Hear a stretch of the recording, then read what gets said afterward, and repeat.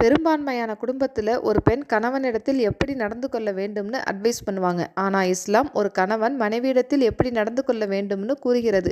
கணவனும் மனைவியும் முதலில் சேர்ந்து சாப்பிட வேண்டும். மனைவி சாப்பிட்டாளா இல்லையா என்று கணவன் கவனிக்க வேண்டும். உன் மனைவிக்கு ஊட்டும் ஒரு கவல உணவு கூட தர்மம் என இஸ்லாம் கூறுகிறது.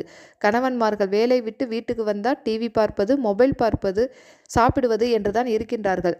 ஆனால் நபி ஸல்லல்லாஹு அலைஹி வஸல்லம் அவர்கள் இரவு தொழுகை முடிந்த பிறகு மனைவியிடம் பேசிக் கொண்டிருப்பார்கள். அதே போல மனைவிக்கு வீட்டு வேலைகள் செய்வதில் உதவியும் செய்துள்ளார்கள். நபி ஸல்லல்லாஹு அலைஹி வஸல்லம் அவர்கள் மனைவி நோயுறும்போது ஆறுதலாகவும் அன்புடனும் நடந்து கொள்வார்கள்.